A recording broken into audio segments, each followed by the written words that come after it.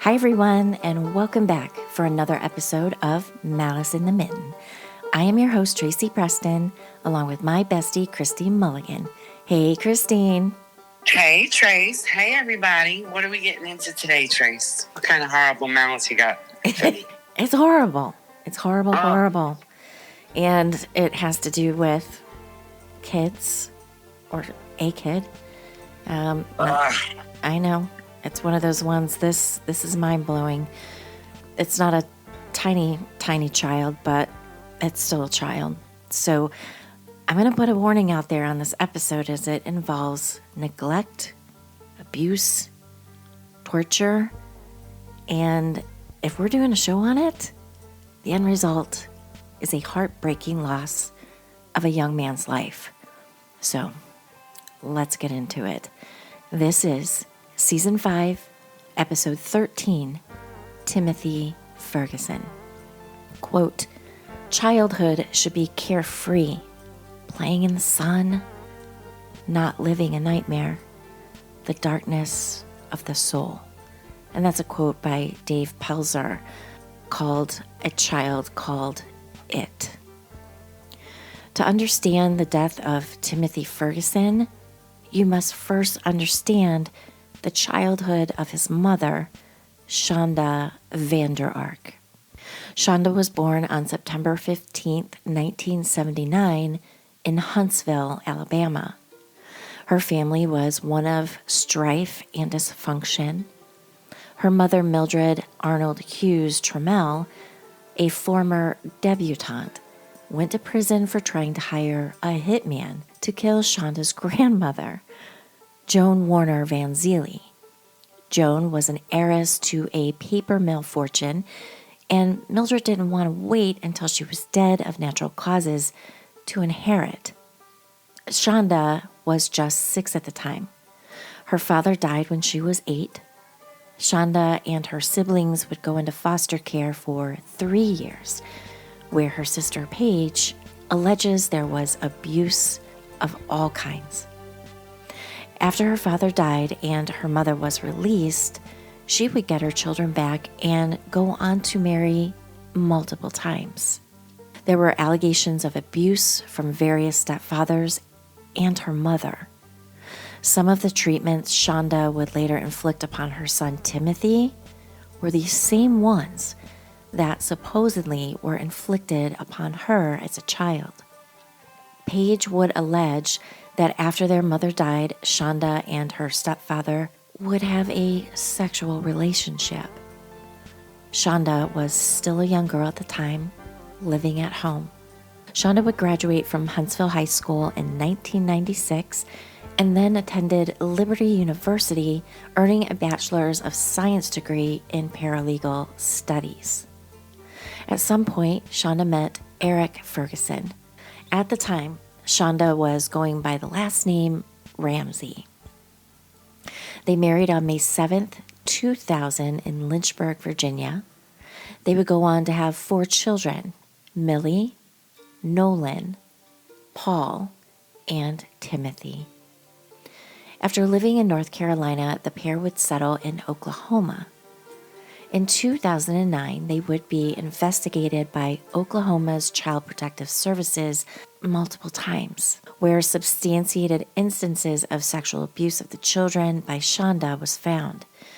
It was claimed that Nolan would be in charge of the children, while Shonda would sit on the couch and write sex fantasy books, which she would later share with her children. In order to avoid having her parental rights terminated, she agreed to leave the home and leave the children with Eric. She was granted 3 hours a month of supervised visitation with the children. Shonda and Eric would divorce in 2011, and Eric would marry a woman named Trish in September. Life was hell for Timothy and the other children in the household, but mainly for Timothy. Timothy had been diagnosed with autism and ADHD and needed more care than the couple was willing to give. He was not allowed to bathe. His clothes were never washed. He looked and smelled horrible. His teachers would wash his clothes and let him shower at the school. In the 5th grade, he still did not have bladder control and would often wet himself in class. His teachers would feed him, sending food home in his backpack, as they didn't feel he was being fed at home. His sister Millie would also take food home on Fridays. Timothy would act up in class, which the teachers believed was his way of seeking attention he wasn't receiving at home. Numerous teachers would report he was over-medicated with his ADHD medication. School was his safe place where he received love, attention, and food. When the teachers would discuss the issues with Eric and Trish, they would deny it all. Trish would tell a teacher that Timothy enjoyed being dirty, and they would reject the idea of counseling for his issues. Timothy's older son, Paul, was also reportedly sexually abusing Timothy. The two were placed in separate schools due to the allegations. After he was arrested, Paul would admit to sexually molesting one of his sisters. Nolan would later move in with Eric's father in North Carolina to escape the abuses in the household. He would not return to the home. Between the time she left Oklahoma in 2009 and moved to Michigan in 2021, she would live in 18 different places, spanning multiple states. She would eventually settle in Norton Shores, Michigan. She would attend Western Michigan Cooley Law School, obtaining her Juris Doctor Law degree. Graduating second in her class, she would pass the Michigan bar exam with a score of 182, putting her in the top 1% of graduates taking the test. Shonda was a highly intelligent woman in some respects.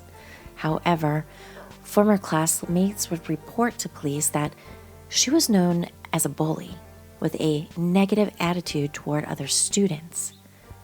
She was not well liked by her peers, and she would give her opinion on child discipline, which involved using hot sauce as punishment.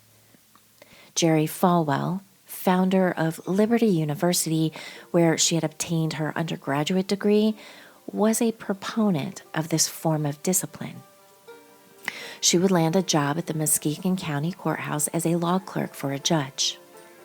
As she owed over $50,000 in child support to Eric, she could not get her license to practice law herself.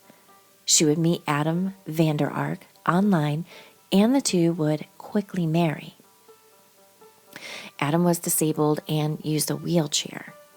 They would have one child together, a son named Gabriel, in 2014. It looked like Shonda was finally getting her life together. Then, in 2020, it would all change. In 2020, her 18-year-old son Paul would contact her, stating he was being evicted from his father's house. His father's expectations were just too much for him. The two hadn't seen each other in almost 13 years, but Shonda would welcome her son into her home. At first, things would go very well. Paul would get a job at Applebee's as a dishwasher and would assist his mother with the care of Gabriel. Eric would call Shonda in 2021 and tell her that he could no longer deal with the issues Timothy had and that he was sending Timothy to live with her. He threatened to put Timothy in foster care if she would not take him. Eric was divorcing his wife, Trish, and they were both moving to Florida. Wanting her children back with her, she agreed. Although the Oklahoma court said she was only to have supervised contact with the minor children. While it was a bad idea, it was not illegal. Shonda was still listed as a non-custodial parent in the CPS paperwork, and since they had closed their case, her ability to see the children was at Eric's discretion. Timothy would move to the home in May of 2021. Because Shonda was not his legal guardian, she couldn't enroll Timothy in school. She couldn't take him to a doctor to get his medications that he needed for his various conditions. The house was small, and Timothy and Paul would have to share a room. Because he couldn't attend school due to legal issues, Shonda would homeschool him. In effect, Timothy became invisible to the outside world. Due to Adam being wheelchair bound, the couple installed cameras around their home so that he could see and communicate with the family in areas that he couldn't access. In January 2022, Adam would have a stroke and was hovering between life and death. He would recover, but he would need constant care afterwards, and being that there were children in his home and Shonda was working full-time, it was decided that his parents would care for him better, and so he moved in with them. Once Adam was gone, life for Timothy would spiral into pure hell. Perhaps wanting to put on the good front of a kind, caring mother in front of Adam, Shonda had held herself back. But once he was gone, there was no reason to do so, and she would evolve into the stuff that nightmares are made of. She would suck her older son Paul into her vortex of hate, malice, and abuse. Timothy had been a healthy weight when he arrived at the home in 2021. Like most children, he would sneak food, especially his brother's Pop-Tarts, and he loved candy. He loved to take things apart and see how they worked. He loved Legos. He still was not potty trained, but whether it was due to physical problems or emotional trauma is unknown. These things drove Shonda crazy.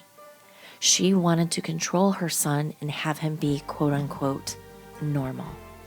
The lengths she would go to obtain the control are almost beyond comprehension. She called Timothy sneaky and deceitful, and she wanted those traits erased. Shonda worked from 6 a.m. to 6 p.m., and Paul worked from 4 p.m. to close, so one of them was with Timothy most of the time.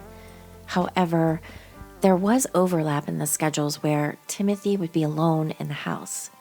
As Timothy wasn't supposed to be with her, she couldn't put him in daycare for the times that he would be alone. She couldn't enroll him in school. She couldn't hire a babysitter. She needed a way to keep an eye on him. Her solution would be to install cameras in the home. She put locks on any sources of food to prevent him from sneaking any. Timothy would only get food when she allowed it. She would install motion sensors throughout the home and put them on his clothing. All cameras and motion sensors had apps that she and Paul installed on their phones. They would watch Timothy from afar and often.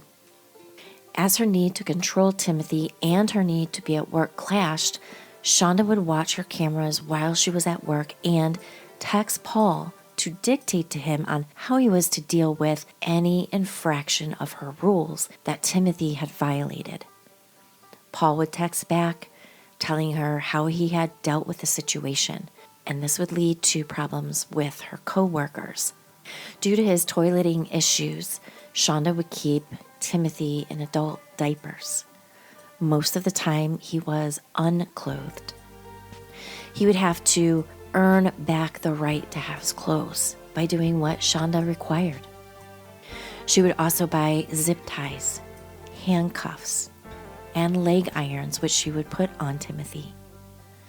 Part of Paul's job was to make sure that Timothy didn't escape any of the devices. One day, Paul slept in, and his mother saw on the camera that Timothy was brushing his teeth. She texted Paul wanting to know why and was furious that he had overslept, allowing Timothy to eat unauthorized food. She believed that brushing his teeth was his way of getting rid of any evidence that he had eaten something. Okay, hold on a second. How old is Timothy while all of this is going on? 15. Ugh. So he's severely autistic? No, he's actually a very high-functioning autistic. Very high-functioning. He's in normal classes at school. Well, he was in normal classes at school because he doesn't go to school anymore, right? Right, before he was with Shonda. Mm-hmm. Oh, my God. I can't even take this. But go ahead. And this little boy, well, young teenager by the time he was dead, but he was a beautiful little boy, blonde hair, crystal blue eyes, beautiful smile. And not only did Shonda do some horrible things to him, which we'll get into, but so did his father. Paul, the one that's overseeing him, is his older brother? Yes. Okay. I hate this. I know. I was so mad when I was prepping for the show. All right, so Timothy's diet was very limited, and I mean very limited. It was mainly white bread, water, and hot sauce. Sometimes he would receive rice with hot sauce. Her favorite sauce that she bought online was called Elijah's Extreme Regret. The hot sauce is made from the Carolina Reaper pepper and the scorpion pepper. Now, she had to buy them on Amazon because she couldn't find that shit in a store. That's how crazy it is. The Carolina Reaper is the hottest pepper in the world. Scoville heat units, or SHU, are used to measure the heat of various peppers. The SHU was developed in 1912 by Wilbur Scoville and is used to describe how many teaspoons of sugar water is needed to dilute the capsaicin in the pepper so it no longer feels hot to the average human. The higher the number, the hotter the pepper. The Carolina Reaper's SHU is 2,200,000. The scorpion pepper is 1.2 million SHU. For the comparison, the jalapeno pepper only rates 5,000 SHU. Again, the higher the number, the worse the side effects can be. Some people report hallucinations, vomiting, gagging, and passing out from higher number peppers. Timothy would also be fed the sauce straight from the bottle, in addition to having it put onto bread. At times, it was poured directly onto his genital area. Depending on a person's sensitivity to capsaicin, the heat-causing part of the pepper, this can cause blistering, redness, swelling, and pain. For comparison, pepper spray used as a safety device has an SHU of 500,000 to 2 million, depending on the brand. Oh my God.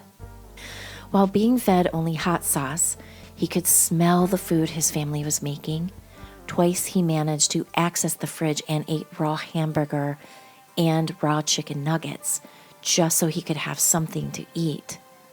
On the rare occasions Timothy was able to sneak food and was caught, Shonda would instruct Paul to stick his fingers or a toothbrush down Timothy's throat to cause him to vomit.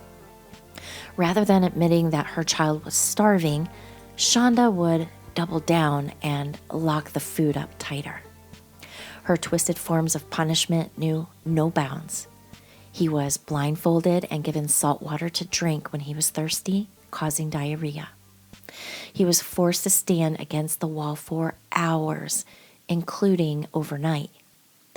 Timothy was forced to exercise and do wall sits. Wall sits involve placing your back against the wall, then lowering yourself until you are in a seated position with no chair. Now, I've done that for like a hot minute, and it's hard as shit. And they would make him do that for hours. Timothy would have to run up and down the stairs. If he didn't run fast enough, Paul would chase him. One time, he was made to clean the garage while naked from the waist down. She kept him in handcuffs and leg irons. She zip-tied him into uncomfortable positions.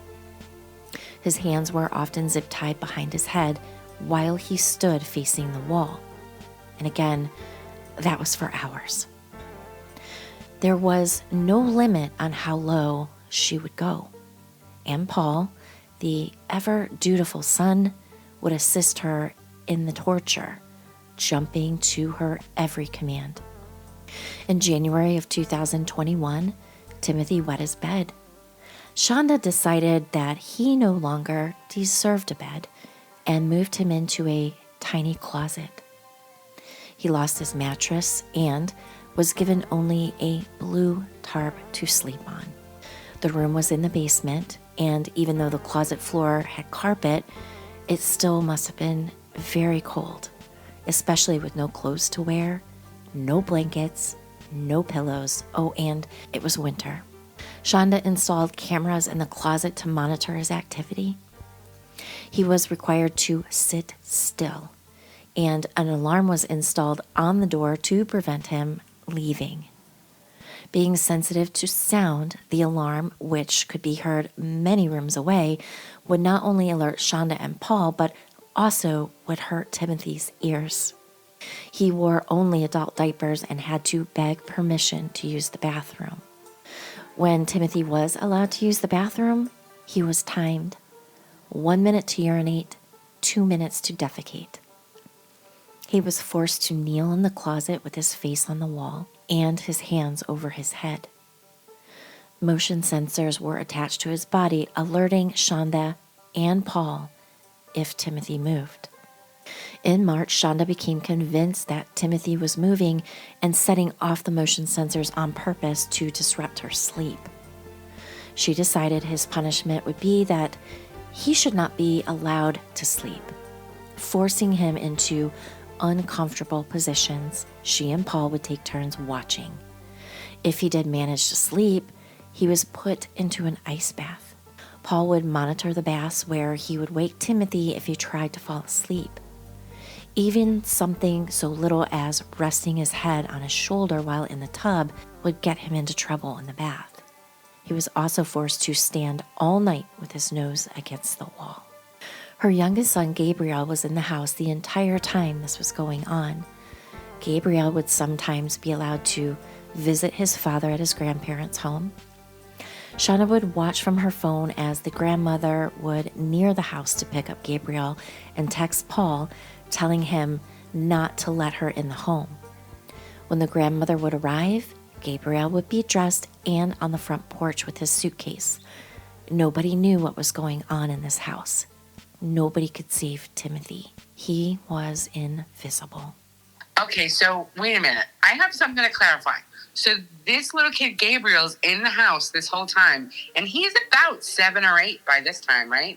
Because I know you threw a lot of dates out there, but she married this guy, and they had one son, Gabriel, I think you said in 2014. So now it's 2021 at the time that this is happening, that you're talking about all this-ish, right? Right. So he was 7 or 8 years old, at least. So he's not telling anybody about this abuse? Nope. So he's going to school on the regular, and he's going to visit his father and his grandparents, and he's not telling anybody about Timothy? I don't think he saw Timothy. He is locked in the basement, and he's just a little boy, and what does he know? I mean, just like we've talked about in the past, like when you're living in a home that some shit's going sideways, you don't know any different. Right? Yeah, you think everything is like this. Every home is like this. Every family is like this. Yeah, I guess. Oh my God, this is so twisted. Oh my God, I can't even take this, Trace. Okay, all right.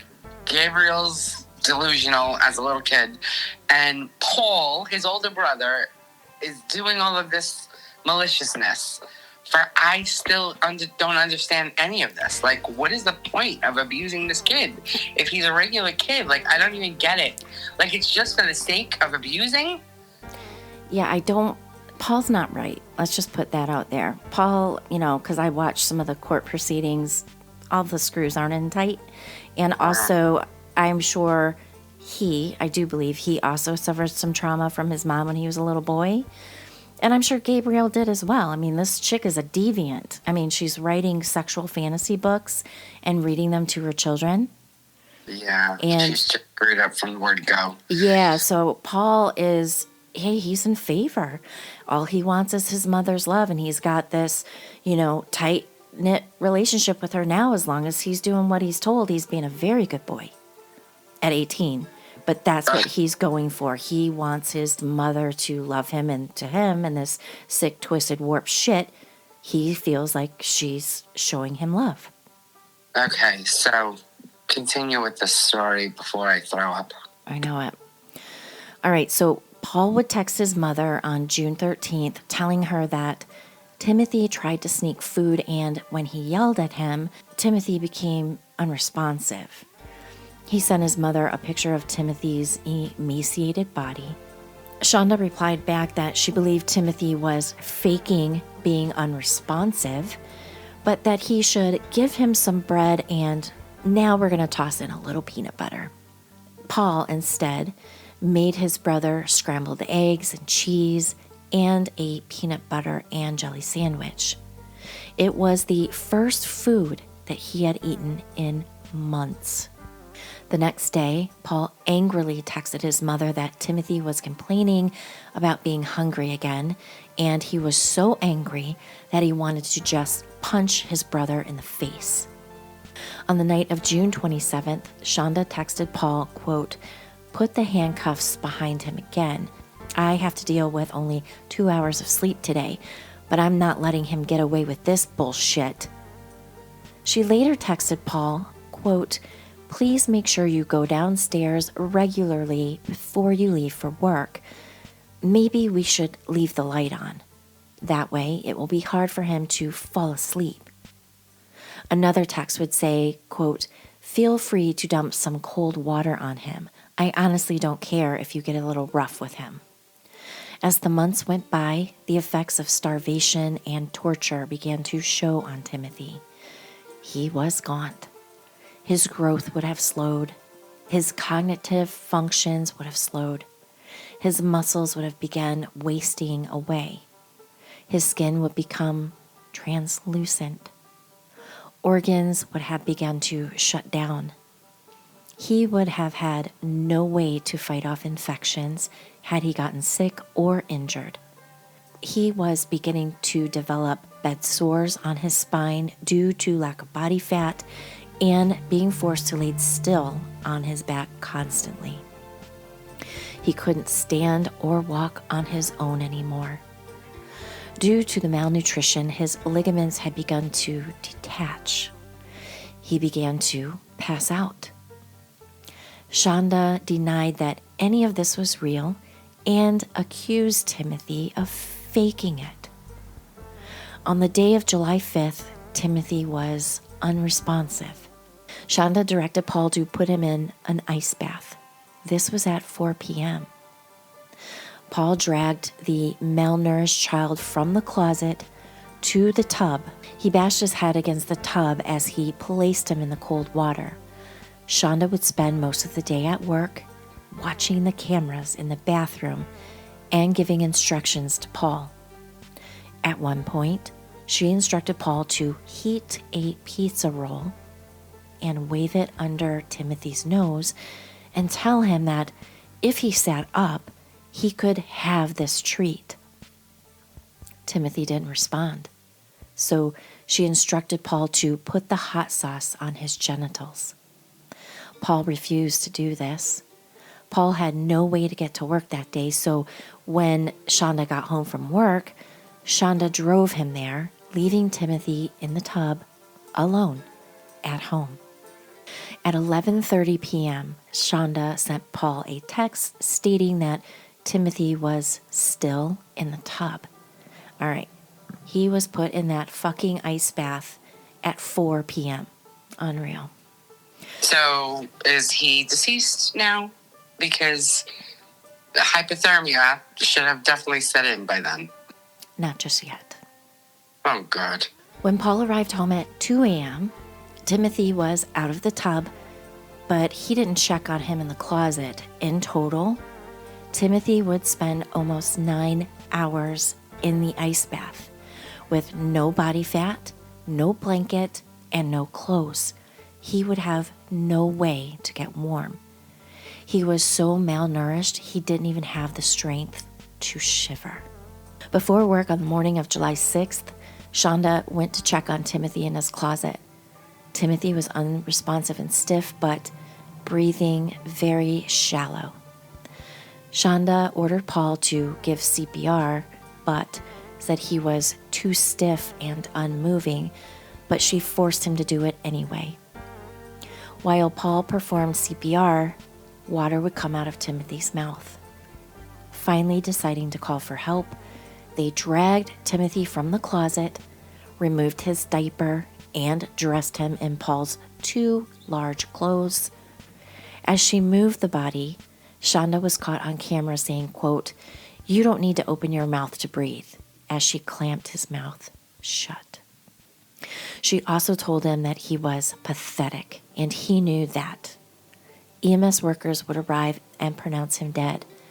At the time of his death, 15-year-old Timothy was 5'6", and get this, he only weighed 69 pounds. Now, for reference, the average weight of a 15-year-old boy is 126 to 132 pounds.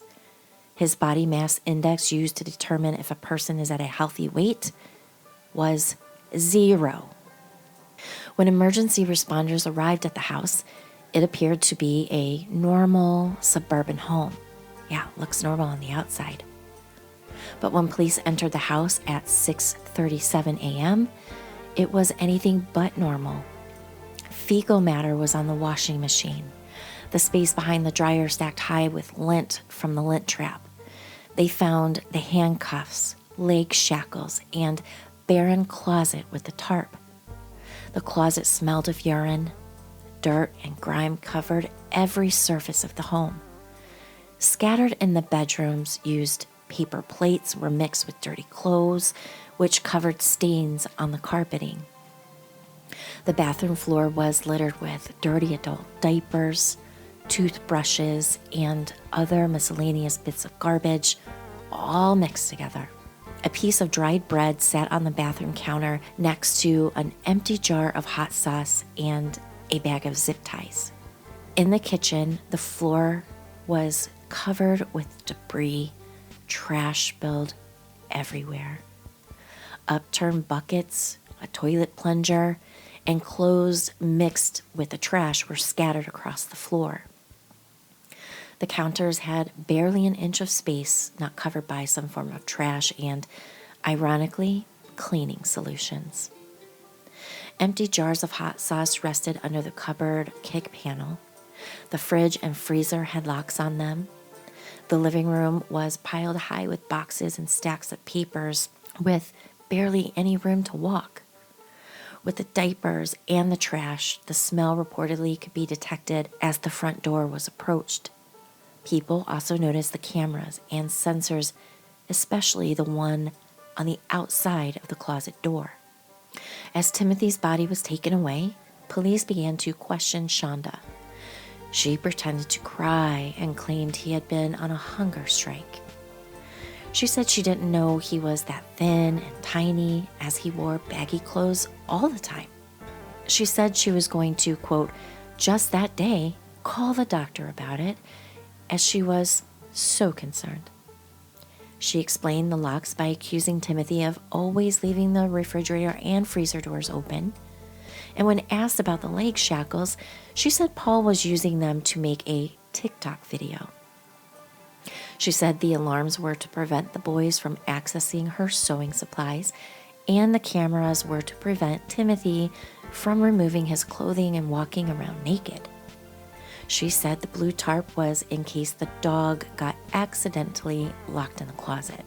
Like, I can't believe she thinks the shit is going to be bought by these people. She tried to tell the cops that Timothy was banged and bruised from falling out of the top bunk early in the morning. She said she heard him fall and went to check on him about 5:30 a.m. However, first responders stated rigor mortis had set in by the time they had arrived, so that could not have been true. rigor mortis starts hours after death, she also forgot that her cameras not only recorded live, but they also saved videos to which the police soon gained access. Thank the gods. I was going to say, this woman actually sealed the whole case for them because she texted constantly and videotaped everything. There's no way out for this woman. There's no way out, thankfully. At least thankfully for that. Yeah. I'm grateful that she was so dumb. So dumb. Yeah. She was book smart, clearly. No common sense. No common sense. But go ahead. So this is where we hear about her downfall. So this is the only part I'm going to like. So go ahead. Right. So they have the investigators have access to all the cameras, all the videos, all that. And of course, they took the phones. So they had access to all the text messages between Shonda and her ever so faithful son. When Paul was interviewed, he would deny any abuse of Timothy, either by himself or his mother. He would agree that food had been restricted, but also claimed Timothy was on a hunger strike. He denied seeing any marks on Timothy and said he was unaware of how thin he was. The police would also interview Gabriel, who was 7 at the time, and Gabriel, too young to be under his mother's influence, totally told the truth. Under a forensic examination, Gabriel would state that, quote, Timothy is a bad boy. He is only allowed to eat bread and hot sauce. He also told the examiner that, quote, Timothy got in trouble and now has to sleep in the small room, which is the closet.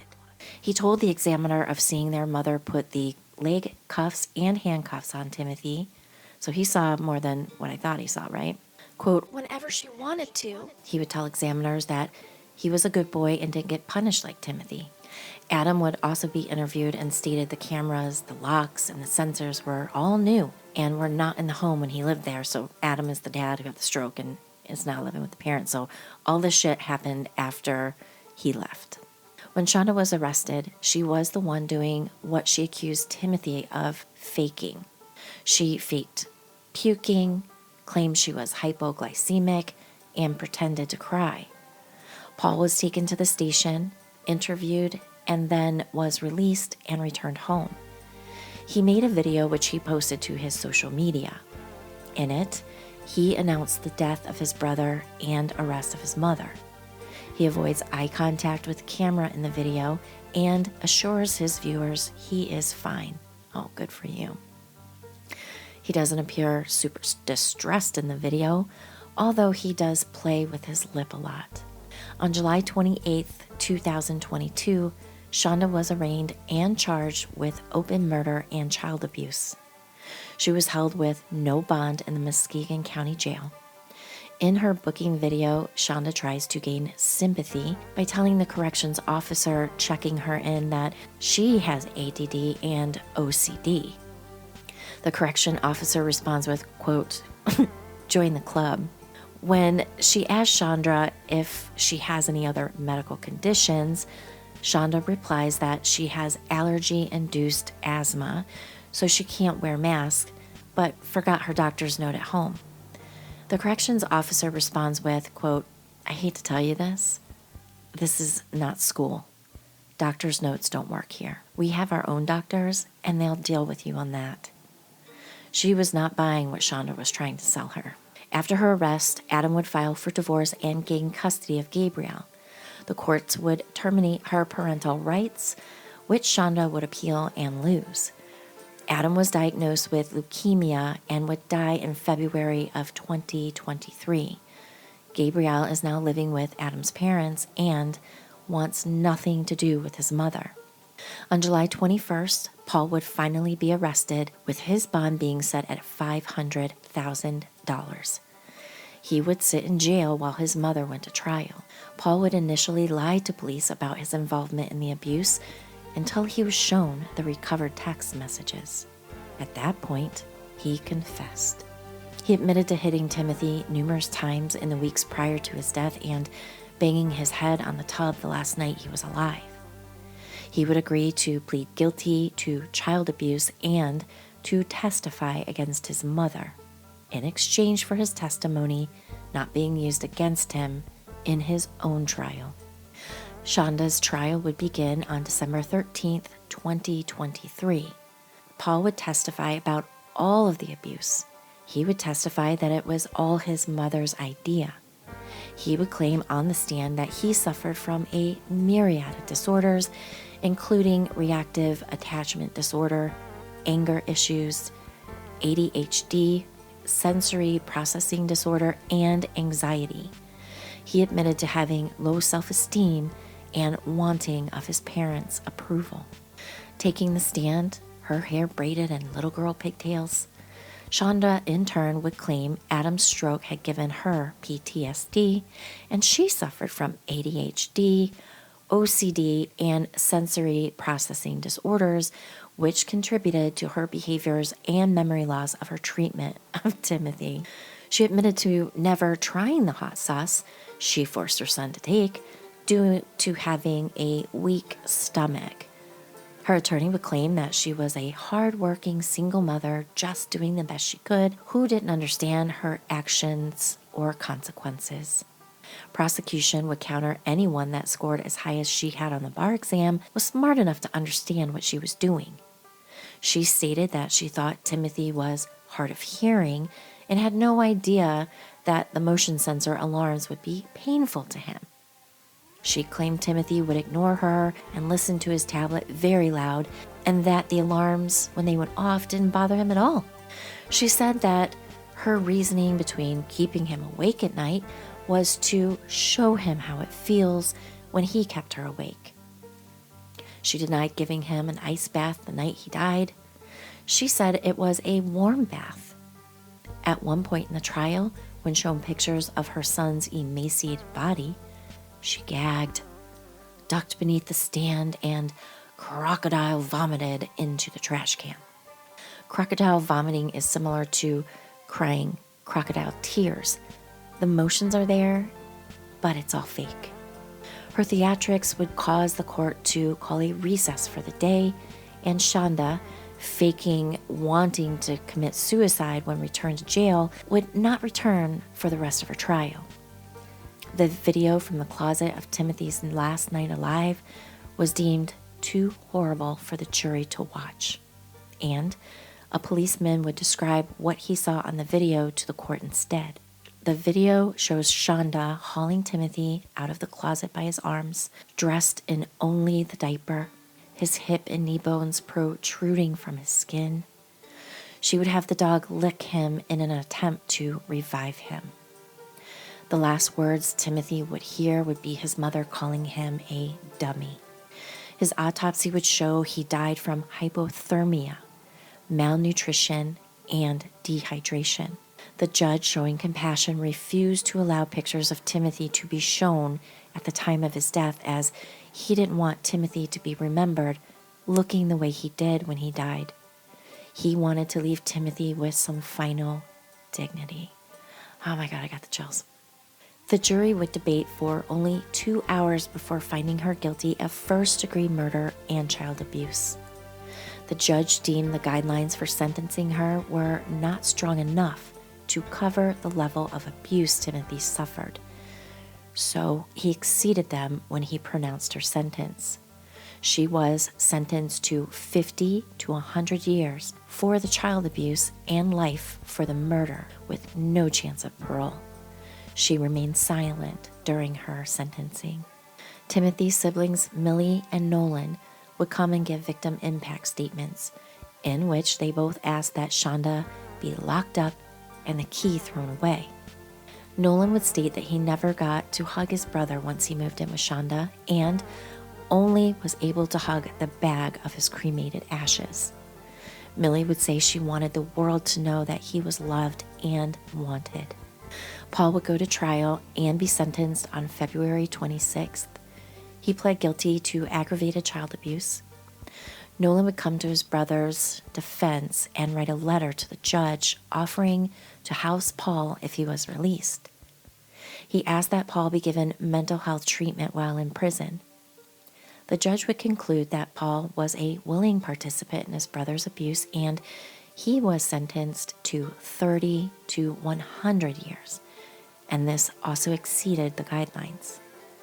Both are serving their sentences at this time. Shonda in the Women's Huron Valley Correctional Facility in Ypsilanti, and Paul at Oaks Correctional Facility in Manistee. Both complain, ironically, that they don't like the food and are constantly hungry and cold, and they can't get hot water. Both are appealing their sentences as of 2024. Eric, Timothy's father, was never charged with sending his son to live with Shonda against court orders. His sister-in-law, Trisha's twin sister, now that's who Eric was married to and then they got a divorce, but that's who he was married to when they had Timothy in their home. So anyway, Krish would start a GoFundMe to raise money for them to attend the funeral and pay for the funeral. The state of Michigan had already paid for Timothy's funeral at this time. At the time they posted the GoFundMe. Eric would not attend the trials, although Trish would. He would watch the trials from a TV in his hotel room. Being that there are no federal laws regarding CPS cases in custody, and the fact that Shonda did not lose her parental rights in Oklahoma, it is unlikely that Eric, the father of Timothy, will ever face charges in the role he played in his son's death. Did he ever check on his son? I mean, all of this, it was almost a year of torture for this kid. Yeah, I don't think he did. I really don't think he did. And, I can't imagine that this dude, Eric, was a stable person either. I mean, how is it that when you're caring for this young boy, like granted, at least he wasn't as tortured, but he was neglected, he was hungry all the time, filthy clothes. How are you not held accountable for child abuse in your state of Oklahoma? Yeah, I don't know. Didn't they move to Florida or something, you said? Yeah, sorry. They moved from Oklahoma to Florida. Yeah, and that's what he gave his son to the wife, because they were moving for a better life. Well, and they didn't want him anymore. He's too much for us to handle. What? Yeah, it's What? disgusting. The whole thing is disgusting. Mm-hmm. It's terrible. It's absolutely horrific. And here's the thing that really is upsetting to me is that teachers, everybody was reporting what was going on with this kid with CPS when they had him in his dad's custody. Nothing happened. Yeah, and then it just went away all of a sudden. Yeah, and that's, you know what? I just had an epiphany. That's why they sent this little boy to go live with his mother. I betcha. Because they didn't want CPS in their business anymore. Yeah, let's get him out of here. Let's get him out of here. Totally makes sense now. I don't know why I never connected that before. That's why I would bet my life on that. This is disgusting, and it's just another case of how the system fails these kids so often. It sure is. It sure is. So, I want to recognize Rebecca Hiers for researching and writing the story. It's heartbreaking, but, again, it should put us all on the lookout. Watch out for these children and really don't let up. Don't let up. And the really horrible thing is that at least this kid was seen when he was attending school with his father. But once he moved in with Shonda, he just disappeared from the community, from the public, from anybody. Nobody ever saw this boy once he moved in with his mother. It's just crazy. It's just crazy that, I don't know. Like, even for this little kid, Gabriel, he was living in this house of horrors, and it was disgusting with barely any room to walk. And he is going to his grandparents' house and visiting his father, seeing that they don't live like that. So I don't know. I just don't understand how kids can be left to think that that's normal in any way. Well, and also, as I'm thinking about it, he needed to be a good boy.